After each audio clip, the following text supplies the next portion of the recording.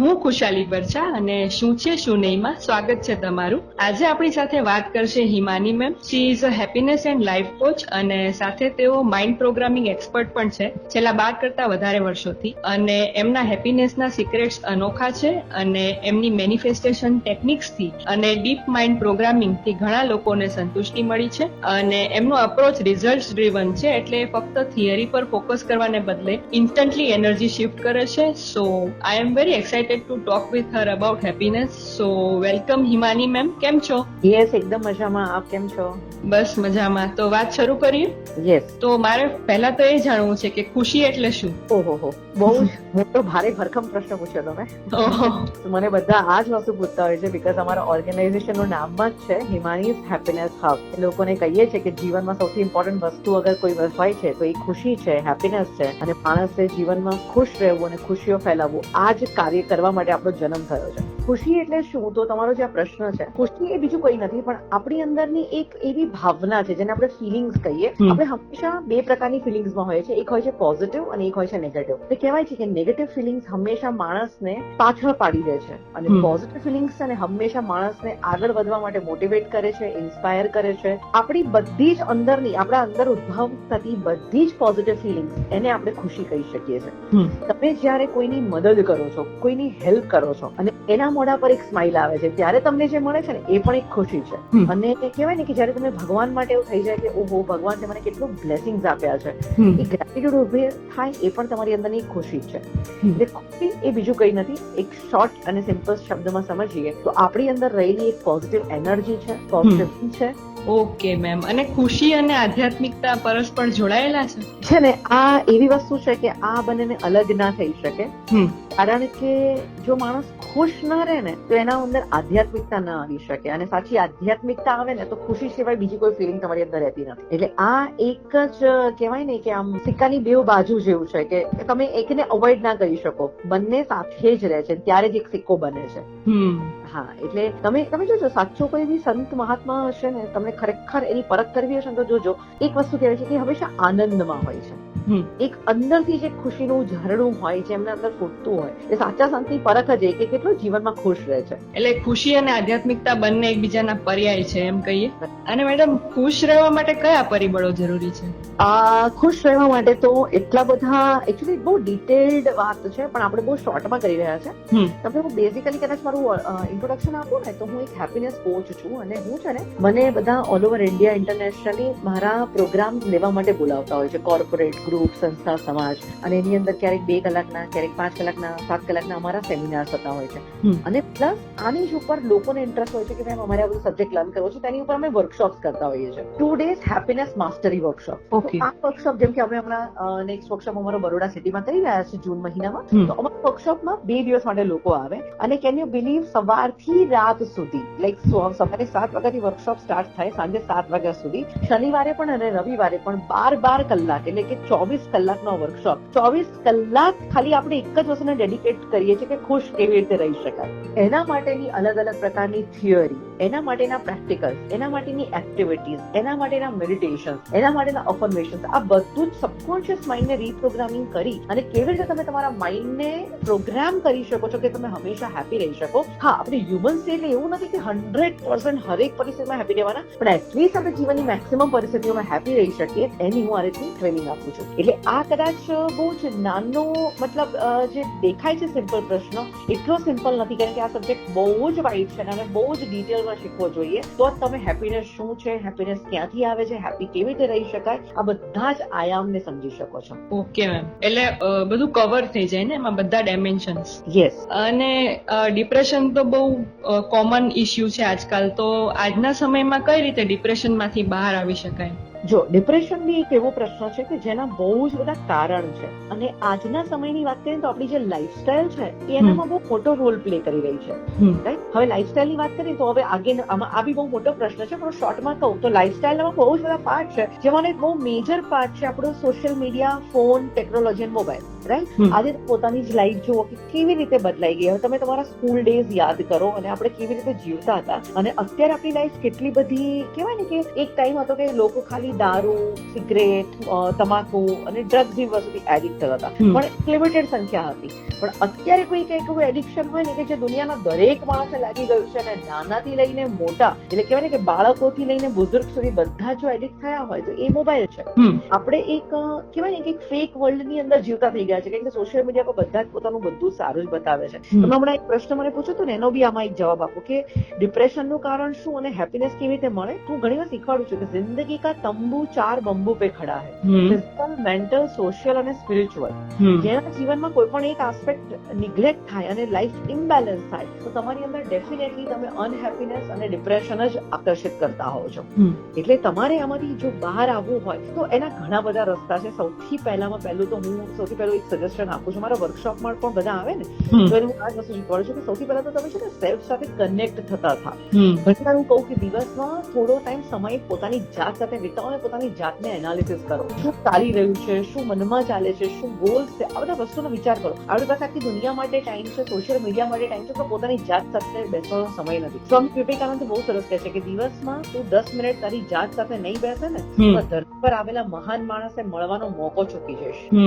એના માટે બહુ જરૂરી છે કે તમે થોડું મેડિટેશન કરો, તમે તમારી જાત સાથે બેસો, તમને તમારા જીવનમાં આગળની દિશા નક્કી કરો, તમારા પોતાના ગોલ્સ શું છે એ નક્કી કરો. અત્યારે કેવું છે દુનિયામાં પોતાના ગોલ્સ આપણે પાસે છે નહીં અને આખો દિવસ આપણો સમય આ આલતુ ફાલતુ વસ્તુમાં વેસ્ટ જાય છે. અને આપણે મેડિટેશન કરીએ એટલે આપોઆપ ઇન્ટ્રોસ્પેક્શન પણ થઈ જ જવાનું. એ કેટલો બધો ડીપર વે છે અને ભારત તરફી છે. મારા વર્કશોપ થાય એની અંદર છે ને લાઈક પહેલા 2 દિવસનો વર્કશોપ થાય ને એને લેવલ 1 અમે કરીએ. એમાં એ લોકો જે લોકો એલિજિબલ થાય ને અમે જોઈએ કે ભાઈ 2 દિવસમાં એ કેટલું સરસ બધું શીખે છે. પછી એને છે ને અમે આગળ એક રિટ્રીટમાં બોલાવીએ. એ લેવલ 2 હોય. એ અમારી લોનાવલામાં દર સપ્ટેમ્બર મહિનામાં થાય. આ વર્ષે પણ સપ્ટેમ્બરમાં થશે. પ્લસ મોન્સૂનમાં જયારે બહુ સુંદર વરસાદ ને વાતાવરણ હોય ત્યારે 4 દિવસ તમારે અમારી સાથે આવવાનું લેવલ 2 અટેન્ડ કરવા માટે. અને એમાં 5 દિવસ માટે તમારે એક રિઝોર્ટ બુક થાય, એની અંદર હું પોતે હોઉં અવેલેબલ અને એની અંદર બધા પાર્ટિસિપન્ટ હોય. અને એમાં અમે એક એક્ટિવિટી કરાવીએ, ડિજિટલ ફાસ્ટિંગ, એટલે મોબાઈલ નો ઉપવાસ. એટલે 5 દિવસ માટે નો ફોન, નો સોશિયલ મીડિયા, નો મોબાઈલ, નો વર્ક, નથી. દુનિયાની કોઈ જ વસ્તુ સાથે કનેક્ટ નહીં થવાનું, ખાલી પોતાની જાત સાથે રહેવાનું. એ બધું લેવલ તમે જયારે અટેન્ડ કરી લો ને, અને એમાં બધી પ્રોસેસીસ થાય, તમારો ઓરા, ચક્રા, મેડિટેશન, ક્લિન્ઝિંગ, આ બધું એ લેવલ જે અટેન્ડ કરે ને એને પછી અમે લોકો અમારા 3rd લેવલ માટે બોલાવીએ. અને સૌથી સુપર માસ્ટર કોર્સ હોય એ લેવલ 3 જે અમે હિમાલયમાં કન્ડક્ટ કરીએ. ઓકે. એનું નામ છે 10 દિવસની મેડિટેશન રિટ્રીટ ઇન હિમાલય. અને એ રિટ્રીટ અટેન્ડ કરે છે ને એવું કહે છે કે મેમ જીવનમાં આ જન્મ થયો ને અત્યાર સુધીમાં આટલા સરસ દિવસો અમે ક્યારેય નથી જોયા. અમે ફક્ત અને ફક્ત માણસને મેડિટેશન કરાવીએ છીએ. પણ હા, લોકોના ગૂગલ પર અમે હિમાનીઝ હેપીનેસ હબ ટાઈપ કરશો તો રિવ્યુઝ પણ છે, યુટ્યુબ ચેનલ પર લોકોના અમારી પાસે ટેસ્ટિમોનિયલ વિડીયોઝ પણ છે કે કેવી રીતના મેજર ડિપ્રેશનમાં લોકો જીવતા હતા અને આજે કેવી રીતે લોકો અમારી બહાર આવી ગયા. તો depression, stress, anxiety, negative habit, negative thoughts, આ બધું જ રિમૂવ થઈ શકે જો માણસ પોતાની જાત પર સમય, પોતાની જાતને બહેતર બનાવવાની કોશિશ કરે. એટલે એક્સટર્નલ રિસોર્સિસ ની મદદ વગર પણ સેલ્ફ હીલિંગ થઈ જાય ને? અરે ઓફકોર્સ. અને મેમ મારે માઇન્ડ વિશે થોડું જાણવું હતું કે વ્યક્તિના વિકાસ માટે કયું માઇન્ડ વધારે ડેવલપ હોવું જરૂરી છે, કોન્શિયસ, સબકોન્શિયસ કે પછી સુપર કોન્શિયસ? તમને હું સિમ્પલ એવું કહું કે ભાઈ મારે જીવનમાં આગળ વધવું છે તો તમે અલાદીન છો અને તમારી પાસે એક જીની છે તો કોણ વધારે ઉપયોગી છે, જીની કે અલાદીન? ઓકે. બરાબર ને? એટલે એ બંને એટલા જ ઇમ્પોર્ટન્ટ છે. અલાદીન ન હોય તો જીની કોઈ જ કામ ના કરી શકે. એ જીની સાવ કહેવાય ને કે આટલો પાવરફુલ જીની પણ યુઝલેસ છે. અને એકલો અલાદીન હોય તો એની પાસે આ મેનિફેસ્ટેશન નો પાવર નથી. એટલે બંનેનું હોવું બહુ જ જરૂરી છે. પણ કેવી રીતે, કયા લેવલ પર યુઝ કરવો, રાઈટ વે હોવા જોઈએ, એ બધું બહુ જરૂરી. અને થોડું ઇન્ટ્યુશન પણ જોઈએ ને? ઇન્ટ્યુશન તો એ સબકોન્શિયસ માઇન્ડ નો જ પાવર છે. મારું જીની તમારી સાથે વાત કરવાની લેંગ્વેજ જે છે ને એને જ ઇન્ટ્યુશન કહેવાય. તો તમે જયારે તમારી જાત સાથે, કેટલી બધી વાર આ વસ્તુને વારંવાર દોહરાય કે માણસે દુનિયાથી ડિસ્કનેક્ટ થઈને પોતાની સેલ્ફ સાથે કનેક્ટ થવાની જરૂર છે. એટલે હવે તમને ખબર છે ફોરેન કન્ટ્રીઝમાં બધામાં એટલો બધો ટ્રેન્ડ આવ્યો છે આવા વર્કશોપ્સમાં જવાનો, આવી રિટ્રીટ્સ અટેન્ડ કરવાનો. હજી આપણા ઇન્ડિયામાં છે ને લોકોને આ બધું ખબર નથી. ઇન્ટરનેશનલી વર્લ્ડ ક્લાસ લોકોના વર્કશોપ અટેન્ડ કરું છું ત્યારે મને ખબર છે કે આપણે જેમ અહીંયા એવો ટ્રેન્ડ છે ને કે વીકેન્ડ હોય તો એક ફિલ્મ જોઈએ, આપણે એકવાર અઠવાડિયામાં 10 દિવસ એકવાર જમવા જઈએ બહાર, એવી રીતે ટ્રેન્ડ છે કે આપણે દર મહિને કોઈનો વર્કશોપ અટેન્ડ કરીએ, કંઈક નવું લર્ન કરીએ એમ. એવું નથી કે સ્કૂલ પતી ગઈ, કોલેજ પતી ગઈ એટલે બધું ભણવાનું ને હવે શીખવાનું પતી ગયું. તમારે શીખતા જ રહેવું જોઈએ. અને વર્કશોપ અટેન્ડ કરવા ગઈ હતી, વિશ્વના એક બહુ મોટા સ્પીકર છે, ટ્રેનર છે, ટોની રોબિન્સ. 3 દિવસનો વર્કશોપ હતો, 1.5 લાખ રૂપિયાની ફીસ હતી, 1.5 લાખ. હું એનો વર્કશોપ જયારે અટેન્ડ લંડન કરવા ગઈ ને ત્યારે મને એવું હતું કે આવું બધું શીખવા કોણ આવતું હશે? હું તો આ ઇન્ડસ્ટ્રીની છું, મને આ બધી કદર હોય, બહારના લોકોને થોડી હશે. તો મને 50-100 લોકો આવ્યા હશે એ વર્કશોપમાં. હું જયારે હોલમાં પહોંચી ને હું ચોંકી ગઈ. એ હોલની અંદર 13,500 લોકો બેઠા હતા. 67 કન્ટ્રીઝ થી 13,500 લોકો આવ્યા હતા. ફ્રોમ લાઈક બધા ડેવલપ કન્ટ્રીના તમે નામ લો, ત્યાંની પબ્લિક તમને જોવા મળી. મને અમેરિકન્સ મળ્યા, ઓસ્ટ્રેલિયન્સ મળ્યા, મને જેપેનીઝ મળ્યા, યુરોપિયન્સ મળ્યા. ત્યારે મને ખબર પડી કે ઇન્ડિયામાં આજની ઘડીએ પણ નવું લર્ન કરવા માટે આપણે પૈસા સ્પેન્ડ નથી કરતા, આપણે સમય સ્પેન્ડ નથી કરતા, આપણું માઇન્ડસેટ નથી. એટલા જ માટે આટલું શક્તિશાળી હોવા છતાં આપણે હજી બી સ્ટ્રગલ લાઈફમાં કરી રહ્યા છે. હું ઘણી વાર આવું કહું ને તો બધા કે ભાઈ ઇન્ડિયામાં પૈસા જ ક્યાં છે, ઇન્ડિયા તો ગરીબ છે, એ થોડા બધું શીખવા જવાના. મેં તો શટ અપ, ઇન્ડિયાને ગરીબ તો કેવું જ ના જોઈએ. ઇન્ડિયામાં કેટલા પૈસા છે એનો તમારે અંદાજો લગાવવો હોય તો લગાવો, ગૂગલ કરો કે ઇન્ડિયાના લોકો એક દિવસમાં કેટલા કરોડોનું તમાકુ ખાઈ જાય છે, કેટલા કરોડોનું દારૂ પી જાય છે, કેટલા કરોડોનું આજે તમે વિચાર કરો કે સિગરેટો ફૂંકાય છે, અને કેટલા કરોડોનો અબજોનું આજે ડ્રગ્સ બી ઇન્ડિયામાં સપ્લાય થાય છે. તો તમે આ 4 આંકડા ખાલી વન ડે નો બી કાઢશો ને ઇન્ડિયન્સનો, તમે કહેવાય ને કે આમ હેપતાઈ જશો કે આટલું બધું એમ. અને એની સામે શીખવાની વાત આવે તો એપીજે અબ્દુલ કલામ એ છે કે इंडियंस की तकलीफ ही यही है कि हम कमाते हैं शरीर के सिर्फ ऊपर के दिमाग के 10% हिस्से से, खर्चा नीचे कर डालते, कपड़े गहने खाना पीना 90% हिस्से पे हम खर्चा करते, दिमाग को डेवलप नहीं करते. गरीबी माणसने ભણવાનું છોડાવે છે, શીખવાનું છોડાવે છે, દારૂ નથી છોડાઈ શકતી. મારા વર્કશોપ્સ કે મારા સેમિનારમાં આ વસ્તુની શરૂઆત કરું છું. તમે કદાચ મારો લવ યુ જિંદગી વિડીયો જોયો હશે ને, જે આખા ઇન્ડિયામાં સૌથી વધારે વાયરલ ફેમસ થયો હતો, અને એ વિડીયો જ મને આટલી બધી ફેમ આપી. અને જેને હું તો તમારા વ્યુઅર્સને પણ ખાસ કહીશ કે ન જોયો તો આજે જ જોજો. હિમાની સાહેબ યુટ્યુબ ચેનલ પર છે લવ યુ જિંદગી. ઘણા લોકો તો એમ કહેવાય ને કે મંત્ર તરીકે રાખે કે દરરોજ સવારે અમે 2 મિનિટ આ વિડીયો જોઈએ છે, 2 જ મિનિટનો વિડીયો છે. તો એમાં મેં એ જ વસ્તુ કીધી છે કે આપણે છે ને એકવાર આ જિંદગી મળે છે, આપણી કોઈ ગેરંટી નથી કે આપણે પાસ્ટમાં શું હતા. પાસે કોઈ જ અશ્યોરિટી નથી કે આપણે આવતા જન્મ આપણું શું થવાનું છે. તમારી પાસે આજે મને એવું બતાવો કે આ તમારા જેટલા બી વ્યુઅર્સ છે એને પૂછો કે કોઈ ગેરંટી છે કે ભાઈ નેક્સ્ટ જન્મમાં શું થવાનું છે. પહેલા તો તમારો નેક્સ્ટ જન્મ થવાનો છે કે નથી થવાનો કોઈ ગેરંટી નથી. ક્યાંય કોઈ આ પ્લેનેટ પર આવવાના છો કે કોઈ બીજા પ્લેનેટ પર એલિયન બનવાના છો કોઈ ગેરંટી નથી. આ પ્લેનેટ પર આવીને માણસ જ બનવાના છો કે જાનવર બનવાના છો કોઈ ગેરંટી નથી. વોટ ઇફ તમે કૂતરા, બિલાડા કે વાંદરા બની ગયા તો શું કરી લેશો તમારા જીવન? શું જ ગેરંટી? પાસ્ટ આપણને ખબર નથી, ફ્યુચરની કોઈ ગેરંટી નથી. લાઈફ મળી હતી હ્યુમન તરીકેની, એમાંય તમે જુઓ કે કેટલો બધો સમય જતો રહ્યો છે. તો ફરીથી માણસનો જન્મ લઈ, વોટ ઇફ કે આવનારી 84 લાખ પેલી જે કહેવાય ને કે તમારે યોનિમાંથી પાસ થવું પડશે, તો વોટ ઇફ હજી તમારે 84 લાખ કરોડ વર્ષ સુધી આવું ફર્યા કરવું પડતું હોય? વોટ ઇફ એમ પોસિબિલિટીઝ આર અનલિમિટેડ, કંઈ પણ થઈ શકે છે.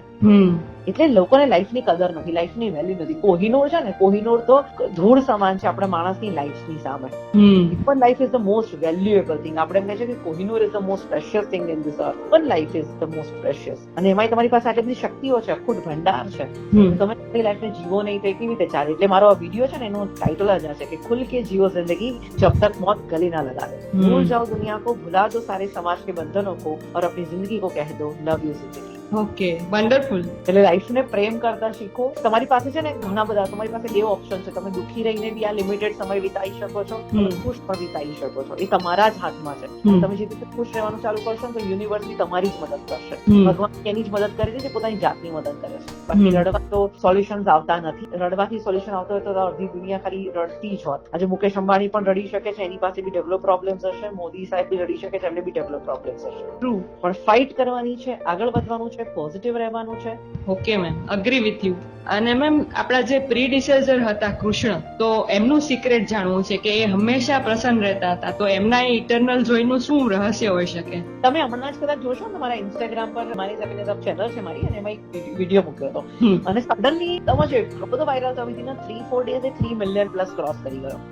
એ આ જ વસ્તુ ઉપર છે કે શ્રી કૃષ્ણ તો પોતે ભગવાન હતા, તો પણ એ તો ચાહત એવી લાઈફ ચૂઝ કરી શકત, બરાબર? ખાલી આયશો આરામ અને આલા ગ્રેન્ડ લાઈફ લઈ શકત, પણ ચોઈસ એમણે, એ જ ભગવાન છે તો એમણે જ ડિઝાઇન કરી હશે ને એમની લાઈફ. તમે જુઓ તો એમાં છે ને યુટ્યુબ પર એનો વિડીયો પણ છે કે કૃષ્ણ ભગવાન એમના જીવનમાં કેટલી સ્ટ્રગલ ફેસ કરી. સ્ટ્રગલ અને આટલી ટ્રબલ પછી કૃષ્ણ ભગવાન કેટલા ખુશ રહ્યા. આજે દુનિયાના કોઈ પણ મંદિરમાં જાઓ તો કૃષ્ણની સિરિયસ અને ગંભીર મૂર્તિ તમને નહીં જોવા મળે.